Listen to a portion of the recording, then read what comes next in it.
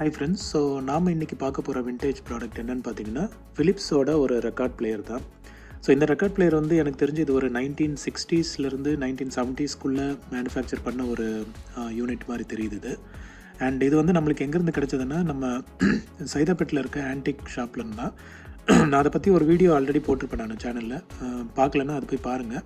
So அந்த ஷாப்பில் என்னென்னலாம் வச்சுருக்காங்கன்றது அதில் மென்ஷன் பண்ணியிருப்பேன் நான். ஸோ அந்த ஷாப்பில் வந்துட்டு இந்த யூனிட் வந்திருந்தது. ஸோ நான் போன அன்றைக்கி வந்து இந்த யூனிட் சேலில் இருந்தது. ஸோ அதனால் அவர்கிட்ட பார்த்து நான் இதை வந்து வாங்கிட்டேன் நான்.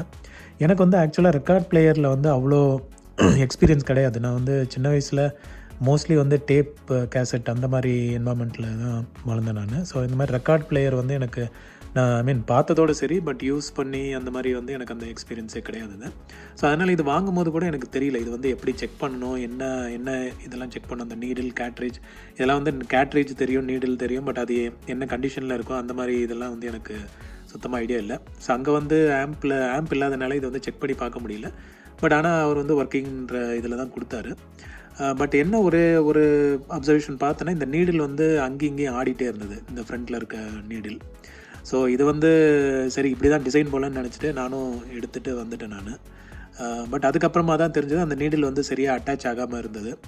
ஸோ அன்ஃபார்ச்சுனேட்லி அந்த நீடில் கையோடய வந்துருச்சு. ஸோ அது கையோடு வந்தோடனே எனக்கு ஃபஸ்ட்டு ஷாக் என்னென்னா, ஓகே இந்த யூனிட் அவ்வளோதான், இதுக்கப்புறம் வந்து இது ஒர்க் ஆகாது, நம்ம சும்மா வந்து ஷோ கேஸ்க்கு வச்சுக்கலான்ற மாதிரி தான் யோசித்தேன் நான். பட் அதுக்கப்புறமா தான் யூடியூப்பு இதெல்லாம் பார்த்து தான் வந்து தெரிஞ்சது அந்த நீடில் வந்து நம்மளே கூட ஃபிக்ஸ் பண்ணலாம் எப்படின்றது. ஸோ அதுக்கப்புறம் வந்து ஃபிக்ஸ் பண்ணி இது வந்து சூப்பராக ஒர்க் ஆகுது. ஸோ அதனால தான் உங்களுக்கும் வந்து இதை பற்றி ஷேர் பண்ணலான்ட்டு. ஏன்னா இந்த ப்ராடக்டை பார்க்கும்போது இதுக்கு ஆக்சுவலாக வந்து கவர் வரும்னு நினைக்கிறேன். அந்த கவர் கூட இல்லை. இது அப்படியே இந்த கண்டிஷனில் தான் கிடச்சிது. ஸோ இது எனக்கு நம்பிக்கையே இல்லை இது வந்து என்ன ப்ளே ஆகும், சவுண்ட் குவாலிட்டி இருக்குமா இல்லையான்ட்டு. பட் ஒன்ஸ் அந்த நீடில் ஃபிக்ஸ் பண்ணதுக்கப்புறமா இதோட அவுட்புட்டே வந்து வேறு லெவலில் இருக்குது. சரி அதனால தான் சரி இதை பற்றி வந்து நம்ம எல்லாருக்கும் ஷேர் பண்ணுவோம், பார்க்கட்டும். ப்ளஸ் நான் என்ன வந்து இதில் கற்றுக்கிட்டேன்றதையும் உங்களுக்கு நான் ஷேர் பண்ணுறேன். ஸோ தட் நீங்களும் யாராவது ரெக்கார்ட் பிளேயர் வாங்குறீங்க, அதாவது இந்த மாதிரி டைப்பு, நான் ஹை எண்டு சொல்லலை, இந்த மாதிரி ஒரு பேசிக் ரெக்கார்ட் பிளேயர் வாங்குறீங்க அப்படின்னா அதில் என்னென்னலாம் வந்து செக் பண்ணணும், எதெல்லாம் எப்படி இருக்கணுன்ற கண்டிஷன் வந்து நான் உங்களுக்கு ப்ரீஃபாக எக்ஸ்பிளைன் பண்ணுறேன். ஸோ உங்களுக்கு யூஸ்ஃபுல்லாக இருக்கும். ஸோ நான் இது வந்து இதோட ப்ராடக்ட் ரிவ்யூ ப்ளஸ் ஆடியோ இதுவும் நான் வந்து காட்டுறேன் நான். ஸோ அது இல்லாமல் இன்னொரு வீடியோவும் இதோட நான் அட்டாச் பண்ணுறேன். அதாவது உங்களுக்கு ஞாபகம் இருக்குன்னு நினைக்கிறேன், நான் ஒரு ப்ரீஃப் கேஸ் ரெக்கார்ட் பிளேயரும் ஒன்று வச்சுருந்தேன். அது வந்து நான் ஒர்க்கிங் கண்டிஷனில் இருந்தது. அதையும் வந்து நான் ஃபிக்ஸ் பண்ணிட்டேன் நான். ஸோ அந்த ஃபிக்ஸ் பண்ண வீடியோவும் நான் இதோட வந்து அட்டாச் பண்ணி ரெண்டு ரெக்கார்ட் பிளேயரையும் நான் சேர்த்து இந்த வீடியோவில் நான் உங்களுக்கு காட்டுறேன். ஓகே வாங்க ஃப்ரெண்ட்ஸ், நம்ம இந்த ப்ராடக்ட்டை பற்றி ஒரு ஓவர்வியூ பார்த்துடலாம். ஓகே ஃப்ரெண்ட்ஸ், ஸோ நான் சொன்ன மாதிரி இது வந்து ஒரு Philips record player. But unfortunately இது என்ன மாடல்ன்றது என்னால் கண்டுபிடிக்கவே முடியல. நானும் கூகுளில் இந்த இமேஜ் வச்சு சர்ச் பண்ணியெல்லாம் பார்த்துட்டேன். பட் இந்த ஸ்பெசிஃபிக் மாடல் வந்து என்னன்றது என்னால் கண்டுபிடிக்க முடியல. பட் அப்ராக்சிமேட்டாக என்ன தெரிஞ்சதுன்னா, இது வந்து ஒரு 1960ஸ்லேருந்து 70ஸ்குள்ளே ஒரு மேனுஃபேக்சர் பண்ண ஒரு யூனிட்டு. ப்ளஸ் இது வந்து ஸ்டீரியோ கேட்ரேஜ் இருக்குது. ஸோ நம்ம ரெக்கார்டு வந்து ஸ்டீரியோ சப்போர்ட் இருக்குன்னா இதில் ஸ்டீரியோ அவுட்புட் நம்ம எடுக்கலாம். அண்ட் இதுக்கு எனக்கு தெரிஞ்ச ஒரு மூடி வரும்னு நினைக்கிறேன். அந்த மூடி வந்து கிடைக்கல, அவர்கிட்டையும் இல்லை. ஸோ அதனால் இது மூடி இல்லாமல் தான் இருக்குது. அண்ட் இது வந்து ரொம்ப வருஷம் இருந்தனால இந்த ரப்பர் மேட்டு கூட இதோட அப்படியே மோல்ட் ஆயிருச்சு. ஸோ இது எடுக்க முடியல, எடுத்து அப்படியே கஷ்டப்பட்டு எடுத்தால் கூட பிஞ்சு வர மாதிரி இருக்குது, இல்லாட்டி டிஃபார்ம் ஆகுது. சரி அதனால் இதை அப்படியே விட்டுட்டேன் நான். ஏன்னா இப்போதைக்கு இது ரிப்பேர் பண்ணுற ஸ்டேட்டில் இல்லை, அதனால் வந்து இது இந்த கண்டிஷனில் இருக்கட்டும்னு சொல்லி நான் விட்டுட்டேன் நான். ஓகே, ஸோ வரும்போது என்ன கண்டிஷன் இருந்ததுன்னு நான் சொல்கிறேன் நான் உங்களுக்கு. இந்த கேட்ரேஜ் இதுதான் வந்து கேட்ரேஜ்னு சொல்கிறாங்க நான் பார்த்த வரைக்கும். ஸோ இந்த கேட்ரேஜில் வந்து இந்த டிப்பில் இருக்கிறது தான் வந்துட்டு நீடில். ஓகே, ஸோ இதில் பார்க்கும்போது எனக்கு வந்து கொஞ்சம் டிஃப்ரெண்ட்டாக தெரிஞ்சது. இந்த நீடில் வந்து பார்த்திங்கன்னா 2 டைரக்ஷனில் வந்து மாற்றலாம். இந்த பக்கம் வந்துட்டு உங்களுக்கு தெரியுதுன்னு நினைக்கிறேன், இங்கே வந்து எல்பி அப்புறம் /Sன்னு போட்டிருக்காங்க. ஸோ நான் என்ன அசியூம் பண்ணிக்கிறேன்னா, எல்பியும் ஸ்டாண்டர்ட் மோடும் சப்போர்ட் பண்ணுன்ற மாதிரி அசியூம் பண்ணிக்கிறேன். இதே வந்து இதை நம்ம உல்டாவாக திருப்பலாம். ஸோ இதை வந்து நீங்கள் இப்படி திருப்பினீங்கன்னா இந்த பக்கம் பார்த்தீங்கன்னா ரெட் கலரில் வந்துட்டு திரும்ப அகைன் எல்பின்னு போட்டிருக்காங்க. பட்டு என்னன்றது என்னால் வந்து கரெக்டாக கெஸ் பண்ண முடியல. ஸோ என்னோடய அசம்ஷன் என்னென்னா, இது வந்து 78 RPM உள்ள ரெக்கார்டுக்கு வந்து வேறு மாதிரி யூஸ் பண்ணணும். நார்மல் 33 and 45 தானே, 33 and 45க்கு வந்து இந்த ஒரு டீனல் யூஸ் பண்ணணும்னு நினைக்கிறேன். ஏன்னா இங்கே டிப்பு பார்க்கும்போதே வந்து கொஞ்சம் வேறு மாதிரி தான் இருக்குது. ஒரு சைடுக்கு வந்து உங்களுக்கு அந்த பேக்ரவுண்டில் தெரியும்னு நினைக்கிறேன்.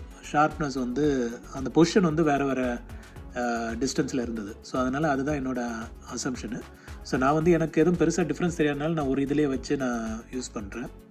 ஸோ இது வந்து ஆக்சுவலாக வரும்போது என்ன இருந்ததுன்னா, அந்த நீடில் இருந்ததுல ஷார்ப்பான நீடில் அது வந்து டிஸ்லோகேட் ஆகிருந்தது. ஒரு மாதிரி ஒரு சைடு இது மாதிரி இருந்தது. அது அவர் அங்கே பண்ணும்போதே வந்து ஒரு மாதிரி ஃபிக்ஸ் பண்ணி ஒரு ரெக்கார்டு போட்டு காமிச்சார். பட் வீட்டில் வந்து போடும்போது என்ன ஆச்சுன்னா, அந்த நீடில் வந்து சரியாகவே நிற்கலை. எப்போ எடுத்து நம்ம ரெக்கார்ட் மேலே வச்சாலும் ஒரு 5 செகண்ட் பாடம், அதுக்கப்புறம் அந்த நீடில் அப்படியே உள்ளே போயிட்டு இந்த பேஸ் வந்து தேய்க்க ஆரம்பிச்சிடும். ஸோ இதனால் வந்து பாட்டு கேட்க முடியல. ஒரு 5 செகண்டு ஓடும், அதுக்கப்புறம் ஒன்றும் கேட்காது. ஸோ அதனால் வந்து சரி ஓகே, இது எப்படி ஃபிக்ஸ் பண்ணலாம் நானும் என்ன தான் அலைன் பண்ணி பார்த்தேன், ஒன்றும் ஒர்க் அவுட் ஆகலை. சரி அப்படியே எடுத்து வச்சுட்டேன். நான் இன்னொரு நாள் பார்த்துக்கலான்னு சொல்லிட்டு எடுத்து வச்சேன். பட் அன்ஃபார்ச்சுனேட்லி என்ன ஆச்சுன்னு தெரில, அந்த நீடில் வந்து டோட்டலாக வேறு டைரெக்ஷனில் இருந்தது. சரி அலைன் பண்ணலான்னு எடுத்தேன், கையோடையே வந்துருச்சு நீடில். ஸோ அப்போவே முடிவு பண்ணிட்டேன், ஓகே இது வந்து அவ்வளோதான் போல், இதோட லைஃப் முடிஞ்சு போச்சுன்னு சொல்லி அசியூம் பண்ணிட்டேன். பட் ஆக்சுவலாக வந்து நான் சொன்ன மாதிரி யூடியூப் பார்த்ததுக்கப்புறமா தெரிஞ்சது அந்த நீடில் வந்து நம்ம அட்டாச் பண்ணலான்ட்டு. நல்ல கிளியர் ப்ரொசீஜர் கொடுத்துருந்தாங்க. நான் அது வேணால் உங்களுக்கு ஷார்ட் அண்ட் ஸ்வீட்டாக எக்ஸ்பிளைன் பண்ணுறேன். பண்ண முடியுமான்னு தெரில. ஓகே, ஸோ இதில் பார்த்தீங்கன்னா உங்களுக்கு வந்து ஸோ இந்த இடத்துல வந்துட்டு இந்த போர்ஷனை தனியாக நம்ம எடுக்கலாம். ஓகே, இந்த டிப்பில் தெரியுதில்ல நீடில், இதுக்கு பின்னாடி ஒரு சப்போர்ட் இருக்கும். அதுதான் ஆக்சுவலாக வந்துட்டு இந்த வைப்ரேஷன்ஸை ஆடியோக்காக எடுத்துகிட்டு போகிறது. இந்த முன்னாடி இருக்க நீடில் வந்து ஜஸ்ட் அந்த வைப்ரேஷனை வந்து டிரான்ஸ்போர்ட் பண்ணுறதுக்கு மட்டும்தான் இந்த நீடில். ஸோ இந்த நீடில் வந்து அந்த பேஸோடு அட்டாச் ஆகிருக்கும். இந்த நீடில் கலந்து வந்தோடனே நான் என்ன பண்ணேன்னா, இந்த யூனிட்டையும் பேஸ் யூனிட்டையும் வந்து நம்ம ஈஸியாக கழட்டி எடுக்கலாம் இதிலேருந்து. ஸோ இந்த யூனிட்டை தனியாக கழட்டி எடுத்துகிட்டு அதுக்கப்புறம் இந்த நீடில் வந்து இதோட வந்து அலைன் பண்ணி உள்ளே ஃபிக்ஸ் பண்ணிவிட்டு கொஞ்சம் ஃபெவிக்விக்கும் போட்டு ஒட்டிட்டேன் நான். ஓகே, ஸோ இது வந்து எந்த ஆங்கிளில் வைக்கணுன்றதும் யூடியூப்பில் கொடுத்துருந்தாங்க, தப்பாக வைக்கக்கூடாது. ஸோ அதனால் அந்த ஆங்கிளில் வச்சு கரெக்டான இந்த ஒரு மாதிரி உங்களுக்கு வந்து வெளியே ப்ரொஜெக்டாக இருக்கணும். அப்போ தான் வந்து இந்த ரெக்கார்ட் மேலே இது வந்து பேலன்ஸாக நிற்கும். ஸோ அந்த மாதிரி பார்த்துட்டு இதை வந்து உள்ளே ஃபிக்ஸ் பண்ணிவிட்டு ஃபெவிக்விக் போட்டு கொஞ்சம் ஓட்டிட்டேன் நான் இதுக்குள்ளே. ஓகே, ஒட்டினதுக்கப்புறம் இப்போ வந்து ப்ராப்பராக இதில் அலைன் ஆயிடுச்சு.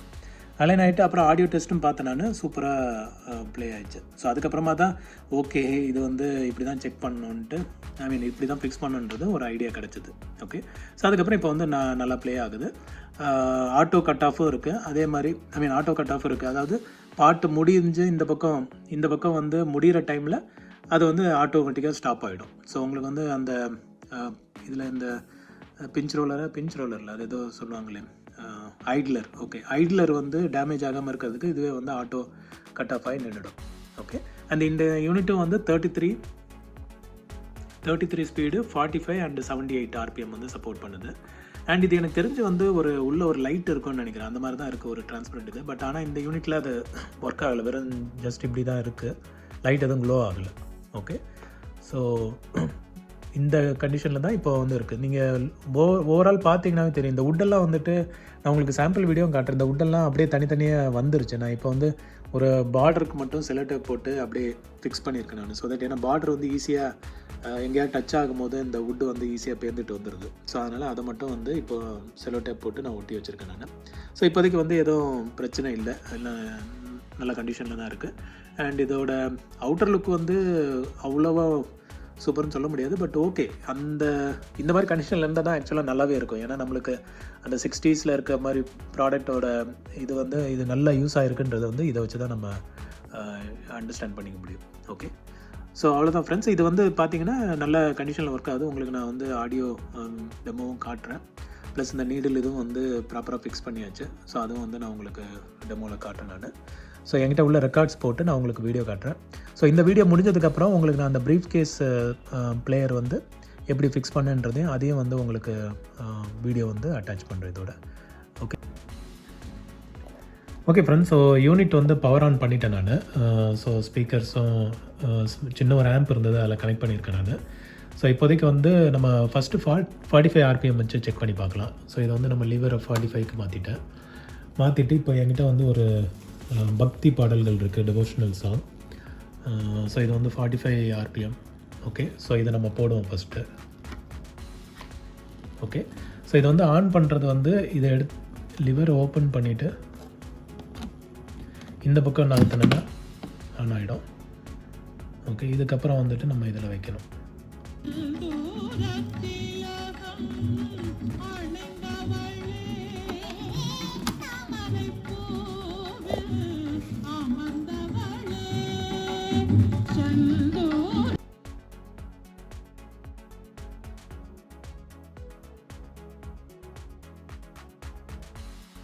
ஓகே, ஸோ இதை கேட்டிருப்பீங்க. கொஞ்சம் ஸ்லோவாக ஓடுற மாதிரி தான் இருக்குது, பட் எப்படின்னு தெரியல.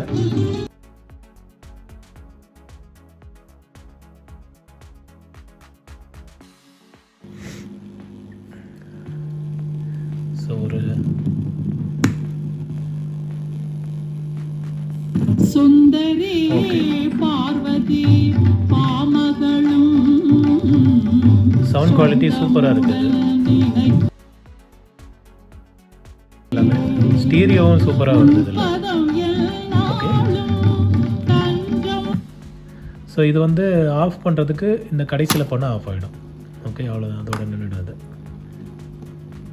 ஓகே, இதுக்கப்புறம் வந்து நம்ம 33 RPM போட்டு பார்க்கலாம். ஓகே ஓகே ஸோ இது வந்து 33 RPM NG1 பாடுது.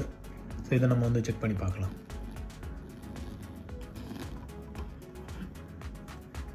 ஓகே, ஸோ அதே மாதிரி தான் நம்ம 33க்கு வச்சிடலாம். எடுத்துகிட்டு இந்த பக்கம் நகர்த்திட்டு அதுக்கப்புறம் இதில் வைக்கலாம். வாசனை மலர்கள் சொன்னாலும் தென்றலும் இங்கே வந்து நின்று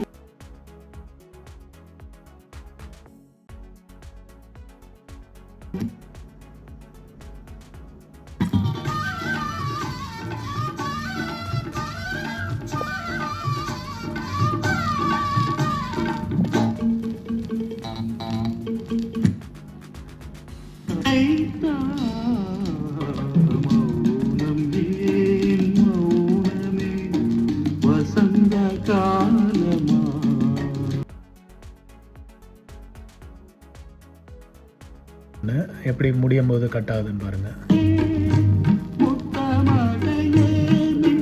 வால்யூம் வந்து ரெடியூஸ் பண்ணுறேன் இப்போதைக்கு. இல்லை மியூட் பண்ணிக்கிறேன் நான், ஏன்னா காப்பிரைட் இஷ்யூ வந்துடும். முடியும் போது எப்படி ஆஃப் ஆகுதுன்னு பாருங்கள்.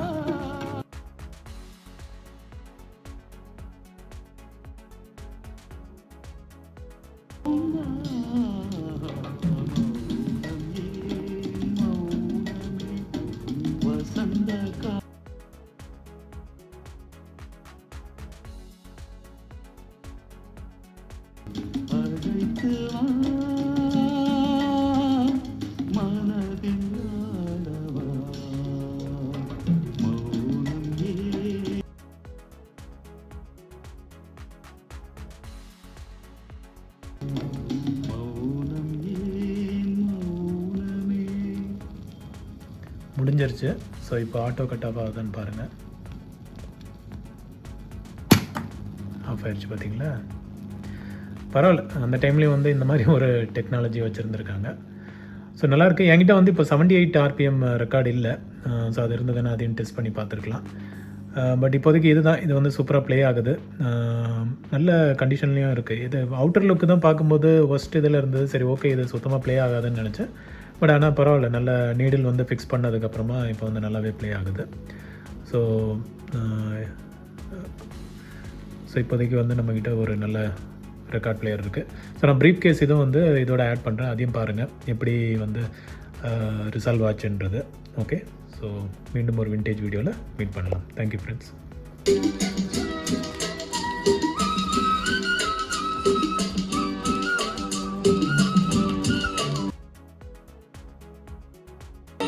கையில் தீபம் இருந்தும் நான் கண்ணில்லாமல் வாழ்ந்தேன்.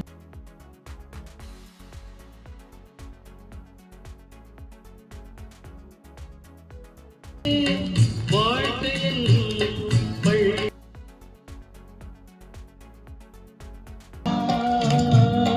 வாழ்க்கையின் பள்ளியில் என்னை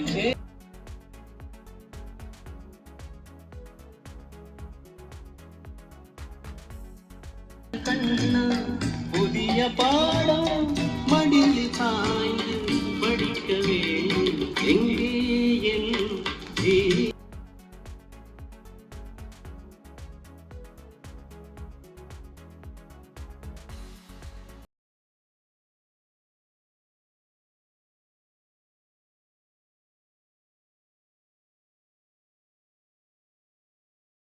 ஸோ ஃப்ரெண்ட்ஸ், இந்த நேஷ்னல் ப்ரீஃப் கேஸோட பார்ட் 1 வீடியோ பார்க்கலன்னா அது கொஞ்சம் பார்த்துட்டு வாங்க. ஏன்னா அப்போ தான் இந்த கண்டினியூட்டி உங்களுக்கு புரியும். நான் பார்ட் 1 வீடியோவில் வந்துட்டு அந்த ப்ராடக்டோட ஓவர் வியூ ஃபுல்லாக கவர் பண்ணியிருந்தேன். பட் ஆனால் அதோட ஒர்க்கிங் என்னால் காட்ட முடியல, ஏன்னா அது ஆனே ஆகலை. ஸோ அதனால் அதை வந்து வெறும் ப்ராடக்ட் ஓவர் வியூவோடு முடிச்சிட்டேன் நான். ஸோ பார்ட் 2 பண்ணுறதுக்கு எனக்கு ரொம்ப நாள் டைம் எடுத்தது, ஏன்னா அது கொஞ்சம் ரெக்கார்ட் பிளேயர் வந்து எனக்கு புதுசு வேறு. ஸோ உள்ளே எப்படி இருக்கும், நம்ம கழட்டும் போது ஏதாவது பார்ட் ஏதாவது பிரச்சனையாமான்றனால ரொம்ப நாள் டிலே பண்ணிட்டு இருந்தேன். ஸோ லாஸ்ட் வீக்கெண்ட் தான் கொஞ்சம் ஆப்பர்ச்சுனிட்டி கிடச்சிது, அதனால் நான் ஓப்பன் பண்ணி பார்த்தேன். ஸோ ஓப்பன் பண்ணதுக்கப்புறம் சிம்பிளாக தான் இருந்தது. உள்ளே பார்த்தீங்கன்னா மெக்கானிசம் எல்லாமே வந்து ஸ்ட்ரைட் ஃபார்வர்டாக தான் இருந்தது. ஸோ ஈஸியாக ஃபிக்ஸ் பண்ணுற மாதிரியும் தான் தெரிஞ்சது. ஸோ சர்க்யூட் ட்ரேஸ் பண்ணி பார்த்த பிறகு தான் தெரிஞ்சது 2 ஃபால்ட் இருந்தது. ஒன்று வந்து அந்த அசம்பிளி லிவர் இருக்குல்ல, கேட்ரேஜ் அசம்பிளி. ஸோ அது வந்து நம்ம நகர்த்தும் போது உள்ள ஒரு ஸ்விட்ச் வந்து ட்ரிகர் ஆகும். அந்த ஸ்விட்ச் வந்து கான்டாக்ட் சரியில்லாமல் நின்று இருக்குது, அதனால தான் சப்ளை வராமல் இருந்தது. ரெண்டாவது வந்து நம்ம அந்த ஃபோனோ ஏஎம்எஸ்டபிள்யூ சூஸ் பண்ணுற அந்த ஸ்விட்ச் நாபம் வந்துட்டு சரியாக வந்து உள்ளே கனெக்டு சரியாக வராமல் இருந்தது. அதுலேயும் வந்து கொஞ்சம் லிக்விட் ஸ்ப்ரே பண்ணி க்ளீன் பண்ணதுக்கப்புறமா அதுவும் வந்து ஒர்க் ஆரம்பிச்சு. ஸோ அது ஃபஸ்ட்டு வந்து ஆன் ஆகணும். அதுக்கப்புறமா இந்த கேட்ரேஜ் லிவர் சர்க்யூட் கனெக்ட் ஆனதுக்கப்புறமா இந்த மோட்ரு வந்து சப்ளை வர ஆரம்பிச்சுது. அதுக்கப்புறம் ஒர்க் ஆக ஆரம்பிச்சுது.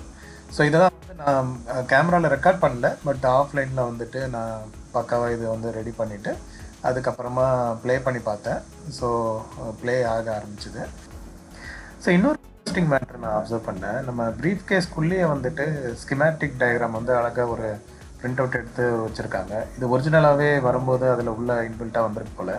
ஸோ சப்போஸ் ஏதாவது சர்வீஸ் பண்ணோம் அப்படின்னா நம்ம இந்த சர்வீஸ் ஸ்கிமேட்டிக் டயக்ராம் பார்த்தே நம்ம வந்து சர்க்யூட் ட்ரேஸ் பண்ணி என்ன பார்ட்டில் என்ன வோல்டேஜ் வரணும், அந்த வோல்டேஜ் வரலைன்னா அந்த எங்கே ஃபால்ட்டுன்றது ஈஸியாக ட்ரேஸ் பண்ணுறதுக்கு இது ஹேண்டியாக இருக்கும். ஸோ இது வச்சுருந்தது ரொம்ப இன்ட்ரெஸ்டிங்காக இருந்தது. ஸோ உங்களுக்கு ஷேர் பண்ணலான்ட்டு தான் போட்டேன். ஃப்ரெண்ட்ஸ், ஸோ இந்த ப்ரீஃப் கேஸ் ரெக்கார்ட் பிளேயரில் வந்துட்டு ஒரு சின்ன இஷ்யூ இருக்குது. அது ஆக்சுவலாக வாங்கும்போது கவனிக்கலை நான். ஸோ நான் முன்னாடி சொன்ன மாதிரி தான், இது வந்து ரெக்கார்ட் பிளேயரில் எனக்கு அவ்வளோ எக்ஸ்பீரியன்ஸ் கிடையாது. ஸோ நான் வந்து நீடில் கேட்ரேஜ் இதெல்லாம் எப்படி பார்க்கணுன்னு தெரியாமல் இது வந்து மிஸ் பண்ணிட்டேன் நான் வாங்கும்போது. என்னென்னா இதில் வந்து ஆக்சுவலாக 2 ஆங்கிளில் வந்து 2 நீடில் இருக்குது இதில். இங்கே பார்த்தீங்கன்னா தெரியும், 78க்கு ஒரு ஆப்ஷனும் அதுக்கப்புறமா STLPக்கு ஒரு ஆப்ஷனும் கொடுத்துருக்காங்க. இதில் வந்து ரொட்டேட் ஆகுது இது. ஆனால் ஒரு இதில் வந்துட்டு நீடிலே இல்லை, நீங்கள் இங்கே பார்க்கலாம். ஸோ இதில் வந்துட்டு நீடிலே இல்லை, வெறும் அந்த எம்டி இது மட்டும்தான் இருக்குது, நீடில் இல்லை.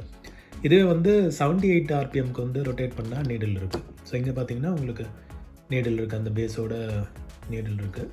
பட் அதுவே வந்து நார்மல் எல்பி ரெக்கார்ட் போடுறதுக்கு வந்து நீடில் வந்து மிஸ் ஆகுது. ஸோ இது வந்து ஒரு பெரிய டிசப்பாயின்மெண்ட்டாக போயிடுச்சு. பட் எனிவே 78க்கான நீடிலில் போட்டும் வந்து ப்ராப்பராக ப்ளே ஆகுது.